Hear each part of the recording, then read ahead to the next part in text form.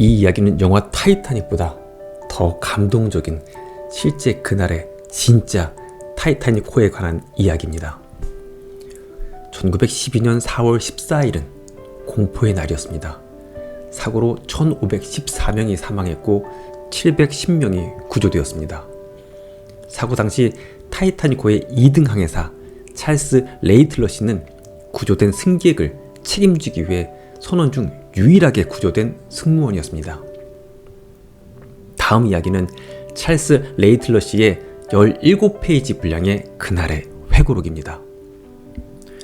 선장은 침몰을 앞두고 여성과 아이를 먼저 구조하라는 명령을 내렸으나 놀랍게도 많은 여성 승객들은 가족과의 이별 대신 배에 남아있기를 선택했습니다. 저는 큰 소리로 여성과 아이들은 이리로 오세요! 라고 소리쳤지만 가족을 버리고 혼자 구명보트에 오르려는 여성과 아이는 그날 몇 명 없었습니다. 첫 구명보트가 바다로 내려가고 저는 갑판 위에 한 여성에게 말했습니다. 부인! 어서 구명보트에 오르세요! 하지만 그녀는 뜻밖의 고개를 흔들었습니다. 그리고는 이렇게 말했습니다. 아니요, 저는 배에 남겠어요. 이 말을 들은 여성의 남편이 그러지 말고 어서 타세요 여보! 라고 말하자 그 여성은 차분한 어조로 대답했습니다. 혼자 가지 않겠어요. 당신과 함께 이 배에 남을 거예요. 그것이 제가 본 그 부부의 마지막 모습이었습니다. 당시 최고 부자 에스터 씨는 임신 5개월 된 아내를 구명보트에 태워보내며 갑판 위에 앉아 한 손으로 강아지를 안고 다른 한 손에는 시가 한 대를 피우면서 멀리 가는 구명보트를 향해 사랑해요 여보! 라고 외쳤습니다. 또 그때 승객들을 대피시키던 선원 중 한 명이 에스터 씨에게 보트에 타라고 했습니다. 그때 에스터 씨는 이런 지하에 거절했습니다. 그리고는 이렇게 말했습니다. 사람이 최소한 양심이 있어야 하지 않겠습니까? 그리고 나서 마지막으로 남은 한 자리를 곁에 있던 한 아일랜드 여성에게 양보했습니다. 그리고 며칠 후 에스터 씨는 배 파편들에 의해 찢겨진 시신으로 발견되었습니다.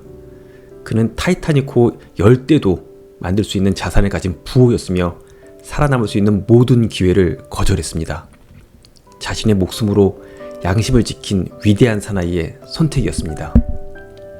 성공한 은행가였던 구젠하임 씨는 생명의 위협을 느끼는 순간에도 화려한 이브닝 드레스로 갈아입으며 이렇게 말했습니다. 죽더라도 채통을 지키고 신사처럼 죽겠습니다. 그리고 구젠하임 씨가 구조보트에 탑승한 아내에게 남긴 쪽지에는 이런 글이 적혀 있었습니다. 이 배에는 나의 이기심으로 구조받지 못하고 죽어간 여성은 없을 것이오.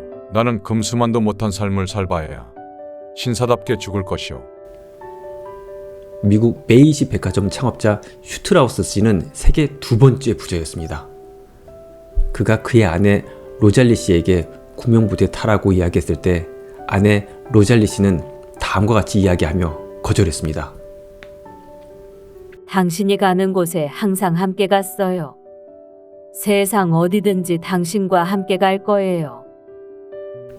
또 승객을 대피시키던 선원이 슈트라우스 씨에게 어르신, 누구도 어르신이 보트를 타는 것을 반대하지 않을 것입니다. 라고 구명정 탑승을 권했습니다.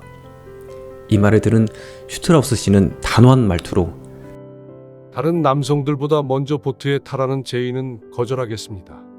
라며 생사의 순간에도 초연한 모습을 보였습니다. 그리고 그는 아내 로잘리 씨의 팔을 잡고 천천히 갑판 위의 의자에 앉아 최후의 순간을 기다렸습니다.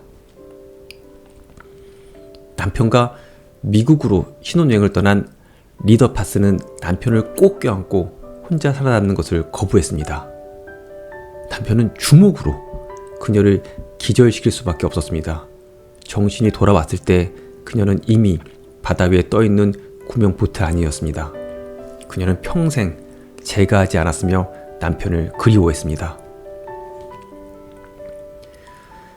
그리스 로잔의 생존자 모임에는 스미스 부인이 자신에게 자리를 양보한 한 여성을 회고하며 이렇게 말했습니다.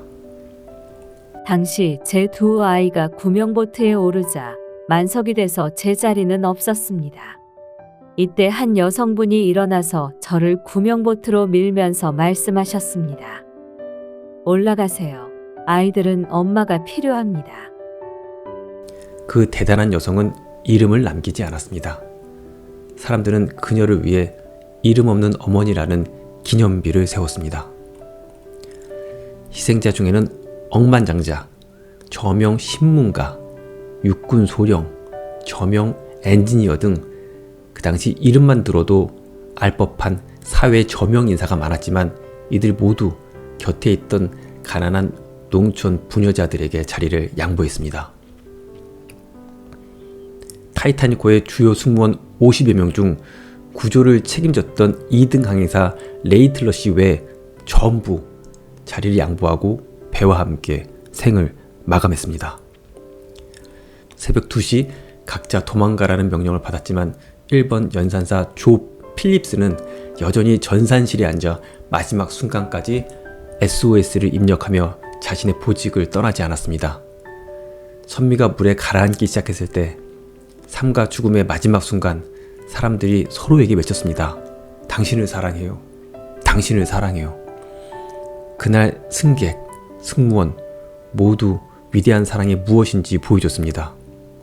1912년 타이타닉호를 기리는 자리에서 타이타닉호를 건조한 선박회사 화이트스타 라인은 희생자들에 대해 이렇게 말했습니다. 남성들의 희생을 요구하는 해상 규칙은 그 어디에도 존재하지 않습니다. 단지 그들의 행동은 약자들에 대한 배려이자 그들의 개인적인 선택이었습니다.